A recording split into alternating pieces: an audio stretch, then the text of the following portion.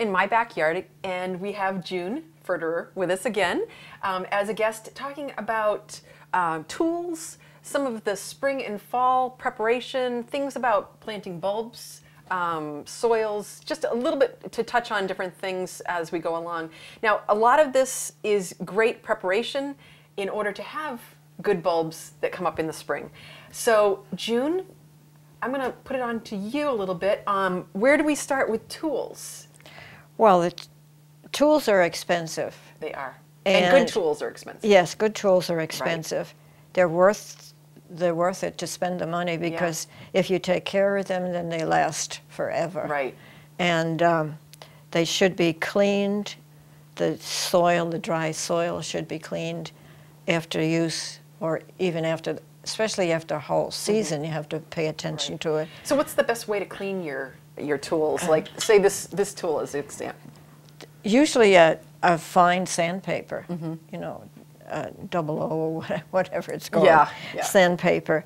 And then make sure that they're not dull. They should be, a lot of this other tools, the bigger tools, should have sharp edges. And you know, you don't think about that. You think of that with your pruners and cutting tools. But for something like this, having a good edge on it, this one I've just had around for quite a while, and you can see that it's got some rust on it, so it really hasn't been taken care of that well, but you can bring that back.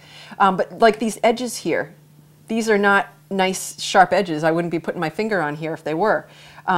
So they're going to go into the soil, but it's not going to be as much fun. No, it makes it harder to dig. Yeah, and you can have wrist injuries and things like that for repetitive motion if you're doing a lot. So the sharper the edges, the easier you're going to make it on yourself. And there are tools that have extended handles for people who have a hard time bending over. And even with the cultivators, you can get a hand cultivator with a much longer handle on it. Yeah, I think, you know, that might be one of the reasons that I like my my potato fork, this one here, quite so much, because I don't have to bend over. When I do cultivating, this is one of my favorite tools, because I use this, and I think you were mentioning earlier that you use this tool for a lot of things as well. I use this as my cultivator. I use it to dig my potatoes and things like that. And this I actually, I think my husband had, but it's really old. But as you mentioned before, if you have a good tool, it'll last. And wooden handles, sometimes you feel splinters from them, and they can be sanded, and then linseed oil rubbed on them will keep them fresh. And of course, you need sharp. And I need those sharpened too? Well, so I wonder how would I sharpen those? I don't know about that, but I think it's just filing them a little bit. Yeah, because they can get bent after a while sometimes. You hit a rock or you know, pound it against something hard. And as you can see, I've used these recently because it still has some residue from the garden.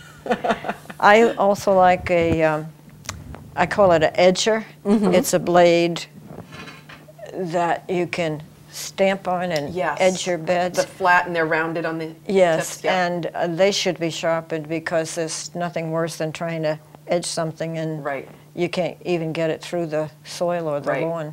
So, you know, if you have tools, you will really notice a difference if you do keep your tools the way that they should be kept and sharpen the edges. But also, sharpening the edges doesn't mean just going out and sharpening them, because I know you've had some experiences in the past, and I have too, where you try to sharpen something and it's worse off than it was before you started. Yeah, I don't have the talent for sharpening. Right. So find somebody that does know what they're doing, and they can sharpen them for you, and then you'll be that much better off. You're going to enjoy your time in the garden so much more.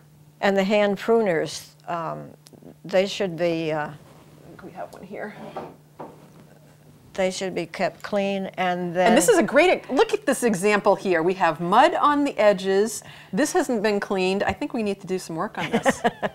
Needs to be cleaned. Yeah. And then all moving parts, you can use an oil. Yep, I have some WD-40 that you know you can squirt in there.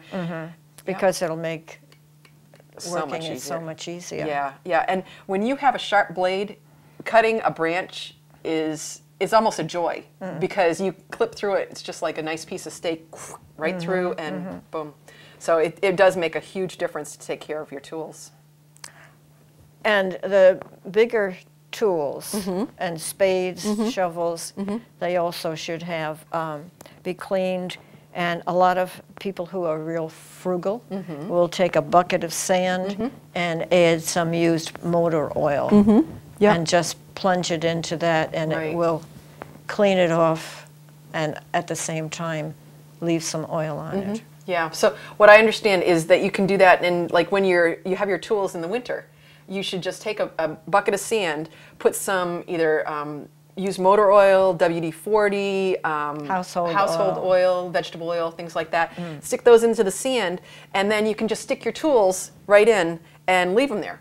And then when you're ready, they'll be ready to go. And you can probably do that in the summer too. Well, actually, if it's handy, you can do it almost every day after you use them to keep them clean. Yeah, yeah. And you will notice that when you go out to your garden, even if you have a very tiny garden, it's going to be that much more fun to go and use a clean tool than one that's all caked up with dirt. And one that works. Right, or the one that's not sharp or anything like that. So those are some of the things that, you want to just pay attention when you have your tools and things, because they do cost money. And if you buy good tools, they are going to last. If you buy cheap tools, they might last a season, and if that's all you're interested in, that's fine.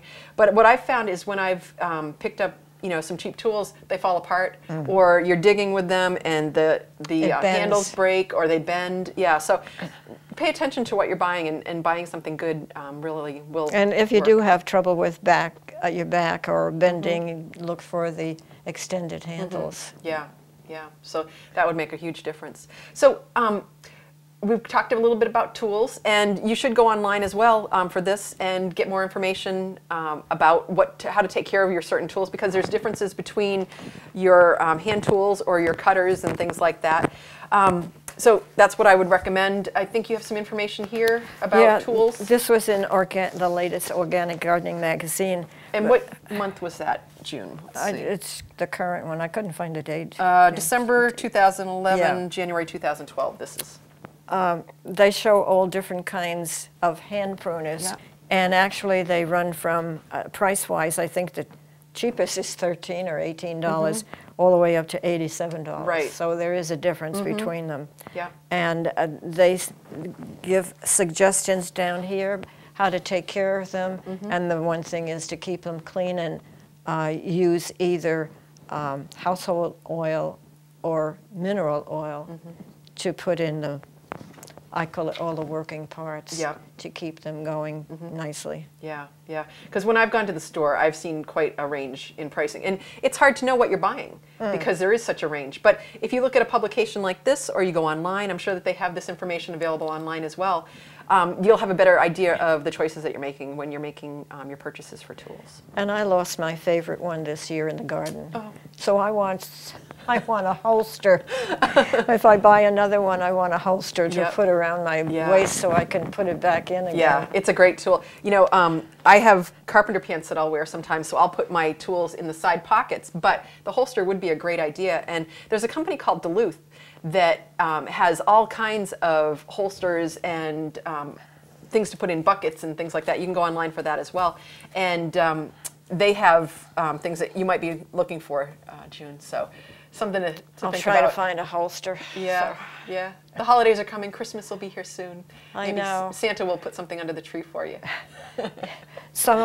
A friend said, oh, she would get that for me, but then she didn't realize the prices. Yeah, yeah, yeah. But again, for a good one, it's worth it. But I said, if you want to give me a gift certificate to Agway, and I have other certificates I could add to it. Yeah, yeah. So that'll make a big difference. So again, we have talked about tools a little bit, but I did want to touch on bulbs a little bit more too. There's tulips, there's all kinds of narcissus, there's daffodils, things that people can plant in the spring and fall. And one of these tools really will help out when you're digging your holes for those kinds of things. A lot of the tools have different markings on them. Once you've planted a few bulbs, you kind of get the gist on how far you need to go. And a lot of the packaging, I don't know if this one here has it, but yeah, this packaging here, a lot of the bulbs that you buy, the different depths, and that really is important when you're planting your bulbs, because you want them to come up at the time that they're going to that they need to be coming up, and they need to have a certain amount of time to get that that greenness coming through the soil. So there are units too that you can use as a bulb planter, but I haven't found that to be the most ideal, because sometimes you plant several bulbs in a cluster, you know, 3 or 5 or 7, and the trowel is easier to use in that case. Some of those you twist around in order to get in. Oh, that's for, that's... Yeah. It seems like a lot of work to me compared to, you know, when you go in and, again, this one here has a measurement on it, so it tells you approximately how deep you are for your bulbs. So I do have the bowl, and we have some daffodils in here that I'd like to get planted. These can be planted in the fall usually, but I think you can also plant them in the spring if you get to the soil early enough. Oh, I like to do it in the fall. Yeah, and it's more traditional, really. For bulbs that rodents like tulips. Yeah, so you're trying to feed them through the winter, right? You can plant, if you really want to plant them and you have problems with rodents, sometimes you can work up a little basket, a metal basket, like a screening, and put that in the hole first. Put some soil in, plant your bulbs, and you can even put some on the top, you know, a screening on the top, because the bulb will come right through. Right. And that's a good idea. I never thought of that. There was just wrote one about planting in layers, and that's where you can take a container, a large container, and start with some drainage and soil, and then plant the bigger bulbs first.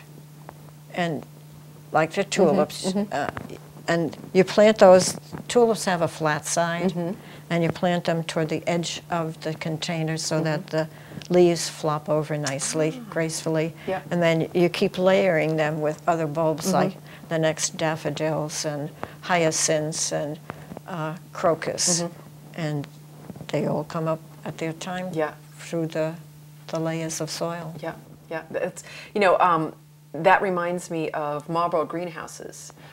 Over there, they have they do things mail order, and they have some really beautiful tulips. But sometimes in the end of the season, they'll have leftovers. And I know my dad loves to stop over there. He just loves putting them into his yard because it's color in the spring when some of the things have maybe gone by. But they have selections that do have tulips and the smaller, I can't think of what they're called. They're purple. Grape hyacinths, yes. That are just beautiful and all kinds of things. Yeah, the garden club picked up some last year for that. Yeah. Oh, and the garden club. You belong to which garden club is this? The Old Homestead Garden Club. And this is in Swanzey? We meet in Swanzey, but we represent the 13 towns in Cheshire County. Oh, I didn't realize. Yeah. So you meet like once a month, or and what do you guys do at your meetings? Well, we have reports on all the committees, the financial reports and so forth. We have we call a silver tea, which is some refreshments, and then we have a speaker. And next April, we're having April of 2012. We're having a Federated Garden show, and that's going to be over at the church off. Is it Old Homestead Highway or no? It's off near Cobble Hill. Isn't that awful? I can't think of it. Well, anyway, we'll keep an eye out for it anyway. Yeah. The name of the church. Yeah. And is this something that you do annually, or? The Standard Flower Show takes a lot of work, and so it is difficult to do it every year, so we don't. And since I'm horticultural chairman, I take care of all the horticulture divisions. And then there's designs and educational exhibits as well. So where would we see some of your things? Like I think you have an island in Swanzey where you have flowers. Oh yeah, we have all through Swanzey. We've planted at the library and at the town hall and the triangles, the different triangles. And we're still involved in the Ashwilla River Park. Oh, and then that's beautiful. And we'll have to have a show there sometime. We used to. Now, do you plant the bulbs and things that they have there? Well, or are there other garden clubs that help out too? No, we started out maintaining some of the things. and we had a section of our own for the garden club called Weeders and Feeders, so that we used to, you know, make sure that they were all attended to. Yeah. And then as the area grew, it was getting difficult to maintain. And other organizations at town or the city got involved, and so they take care of a lot of it. But we're still involved in weeding and stuff. Excellent, excellent. Because, the Asheville Park is beautiful. Now, they have a lot of bulbs, and we're going to show you a little bit about planting bulbs. So we're going to head outside, and then we're going to show you a little bit about the proper depth, what to put into your soil when you get out there, and then you'll have some beautiful color as the spring emerges and the snow melts. I also like the fall crocus. Yes. That's beautiful. Yeah, I have some yellow ones. Are there different colors for fall crocus too? I think they are, but mine are all the lavender. In the early part of the year, you see big leaves come up, then the leaves die down, and then in the fall, they're shaped like a crocus, but they're huge. They're very big, and they multiply nicely. Excellent, because that gives me hope, because I planted some this fall, and I'll be looking forward to seeing them emerge in the next couple of years. So, all right, so we're going to head outside. June, we're going to maybe grab a jacket, or it looks like it might be nice out today anyway, and we'll see you outside in just a few minutes. Okay, so here we are in my backyard with June, and we're going to plant some bulbs. So today, June, what would we do in order to get a nice plot of bulbs planted? Never plant them in a single row like soldiers. They just don't look right. And it doesn't do the bulb justice and their beauty. Because there's so much color there that you really want everything to be So what I like to do is have you dig a hole first. And add, dig it out, dig the soil out. And it's always best to plant either 3, 5, 7 uneven numbers in clusters, in groups. Yep, I don't know why, but that's what I always think of too. Everything's in odd numbers. Yeah, because if they're even numbers, they look so stiff, and you feel like you have to keep on going. But if you dig a good size hole, put some bone meal in the bottom. So I have some bone meal here. We got this from Achille Agway, and this is organic. Do you have any specific kinds that you like, or is there any difference on bone meals? No, I just use organic. And they do have this one on the market here too. This is a bone meal that is a liquid, more concentrated type of product. I don't think that would really last as long. And then they also have this Dr. Earth that's also another bulb food. This is organic as well. So I guess it's really personal preference. Yes, for a while, so-called experts were saying that bone meal was not used anymore, but it's come back into popularity, and I still think it's a good addition. Yeah, I think so too. So a handful? Yeah. Okay, so I'll just sprinkle that around? Yeah, and then mix it with your trowel. Okay.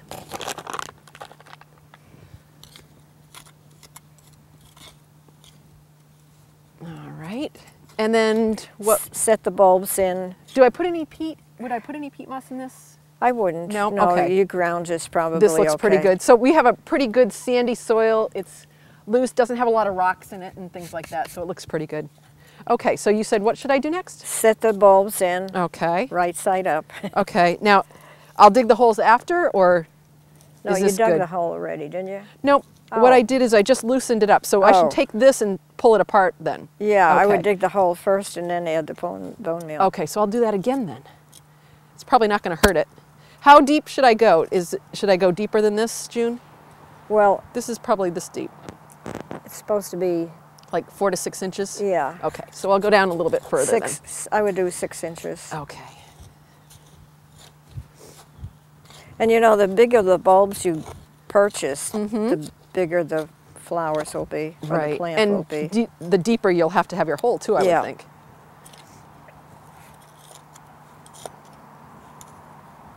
I like to watch somebody else work. And I like to do the work, so we're a good team here. Okay, so I'm just going to loosen this up a little bit more, and then I am going to put some more bone meal in. So as I'm getting down here a little bit deeper, I'm getting a few more rocks. Yeah, toss them. Yep. And then flatten the bottom of the hole. Okay. Okay, so that looks pretty good. So we'll flatten the bottom of the hole, and then we'll put some bone meal in. We got our friends here. Yeah. Honeybees today. I hear them buzzing around me. Yeah. That's 'cause They're very happy. I'm so sweet. Yeah, that's what it is. Okay, mix so it up. Mix this up. Now I'll put my bulbs in. Yeah. Okay. And space them apart evenly, even though you're doing 3 or 5 or 7 or whatever. Okay. So there's 4, 5, 6, and I guess that's pretty good. There's 7. Mm-hmm. Okay. So then I just put my soil back on top of them. Mm-hmm. Pat it down. Okay. All right. And then would I water them now? You could. The ground is probably moist, but you could add a little bit of water. Okay. And I would mark the area. Okay. That's one thing we didn't do on the seeds. Right. Yeah. Oh, yeah. It is a good idea to keep track of everything that you do so Yes. you know where it is, Yeah. because I know it would be really tough. You know, if I come back into this area and want to plant something else, I might be digging up my bulbs, and But that's hard to do when you have all different kinds of bulbs. It Like I is. said, I have these tiny ones that bloom very early in the Yeah. spring. And when they're finished blooming, I leave the leaves just brown by themselves. Yeah. And if I plant annuals around them, then Uh-huh. I might be digging them up. right, But if you have so many bulbs, it's hard to right, mark them all. yeah, All yeah. the- And you know, when you dig up a bulb, I mean, you can easily replant it. It's just, you know, when you do have annuals or things like that that you plant, you want to be careful when you are digging. Yes, but unfortunately, I have these fritillarias. Uh-huh. Not the big ones. Uh-huh. It's a small bell-shaped flower. Yeah. Looks like material. It's got a pattern on it. Oh. And I love it. Yes. And it's spread. Yeah. And I had it in one place. Uh-huh. And, excuse me, a friend admired it, so I said, well, I'm going to separate them because they're getting... So I separated them and I gave her some bulbs, and the bulbs are very tiny. Yeah, they are. Yeah. And not one came up this year. Huh. I bet you had a little rodent. Oh, they've been Will there. they eat those? No, I don't think so. They No? were there for several years, and Yeah. I just shouldn't have bothered Oh, fixing them. Yeah, yeah. You were trying to be nice and spread the wealth. And Yeah. doesn't always work so well, but great. Well, I think I'll probably plant a few more bulbs here, and then we'll have some really beautiful color in the spring. Yep. Good, good. And mark their locations. Yes, I've got to come back and mark my location. I've got those sticks, and Yeah. I can mark what the name is on those, so that'll be great. Okay, well, there's all kinds of different bulbs that we can plant, like the tulips and anything else. Do you have a favorite that you like to plant in your garden? Well, I kind of like everything. I like hyacinths for the scent. Right. And the hyacinths, if you plant them near the doorway, it's great in It the is. spring to smell those. But as I said to you earlier, I like the fall crocus. They're Right. so attractive. Yep. Yeah. And Yeah. they're kind of startling. I always forget about them Uh-huh. because the leaves, the big leaves come up early in the spring, and then it disappears. Yeah. And then all of a sudden in the fall, there they are blooming, and Yeah. oh, there they are. I forgot little about treasure. them. Yeah, that's great. That's great. Well, so if anybody is interested in planting bulbs, again, it's not too late, spring or fall. Fall is our preference, but I think that's more traditional, and that's why we like it so much around here. And it's a lot easier to make give your bulbs a chance to make it through the winter.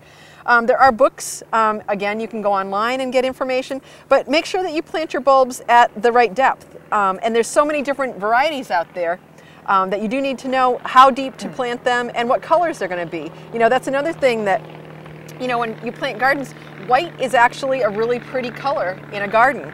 I always think of bright colors and things like that, but white is really nice if you want to have an all-white garden or an all-blue garden. Well, white is nice to separate two colors that kind of would clash a little bit. Right, and so it gives accents too. Yeah. So that's great. So, you know, check around, look in the library and see what you can find. I have a book that's called Bulbs for All Seasons, and it gives pictures of the bulbs, it gives the directions, how to plant them, how to take care of them, and what to do in the fall. Okay, and so that was called what again? Bulbs of All Seasons. Okay, great, great. So there's a suggestion from June Fuerderer, and it's been great having you on the show, and we hope that you'll come back at some point in the future. Thank you. Yes, great, great. So I'll be looking forward to my bulbs coming up. Again, if you're interested in being on the show, or if you have a topic that you'd like to see us cover, you can contact us, Jenna and myself. Jenna's not here today, but she will be in future shows. That would be inmybackyardch8@gmail.com, and we'll look forward to seeing you in my backyard.